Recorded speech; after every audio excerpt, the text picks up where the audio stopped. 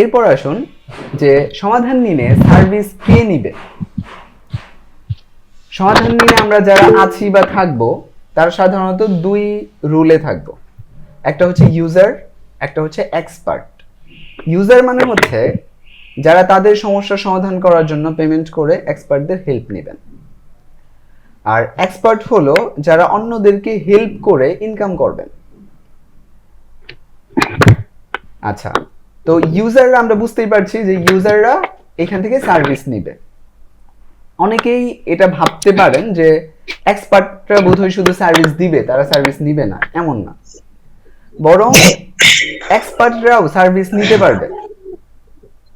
অন্যকে যেমন তারা হেল্প করতে পারবে, ঠিক একইভাবে নিজের কোনো সহযোগিতার যদি প্রয়োজন হয়, ধরুন যে আপনি একটা বিষয়ে এক্সপার্ট, আপনি তো আর পৃথিবীর সব বিষয়ে এক্সপার্ট না, অথবা সব পেশাতে আপনি এক্সপার্ট না, তো অন্য কোনো বিষয়ে আপনার হেল্পের প্রয়োজন পড়তে পারে।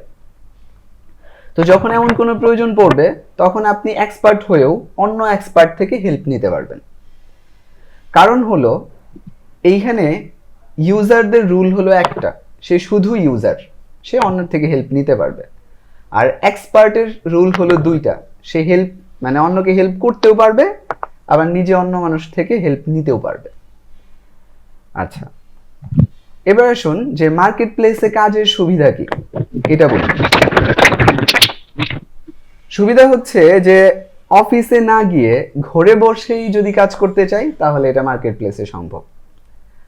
আর কাজের জন্য নিজের ইচ্ছে মতো সময় নির্ধারণ করা যায়, এমন না যে আমাকে কত 8টা 5টা ডিউটি করতে হবে অথবা অন্য কোনো সময়, এমন না, আপনার যখন ইচ্ছা আপনি তখন কাজ করলেন।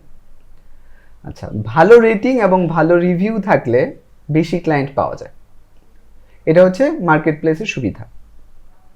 মানে হচ্ছে আপনি যদি স্কিলড হন তাহলে ভালো রিভিউ ভালো রেটিং তো অবশ্যই আসবে। আর সমাধান দিন কিন্তু একটা ফ্রিল্যান্সিং প্ল্যাটফর্ম। ফ্রিল্যান্সিং মানে অনেকে মনে করেন শুধু যেখানে ডলার ইনকাম করা যায় সেটাই হচ্ছে ফ্রিল্যান্সিং। তো ফ্রিল্যান্সিং মানে হচ্ছে মুক্ত পেশা, মানে আপনি সরাসরি কোনো অফিসে জব না করে আপনি মুক্তভাবে বিভিন্ন ক্লায়েন্টের সার্ভিস দিলেন।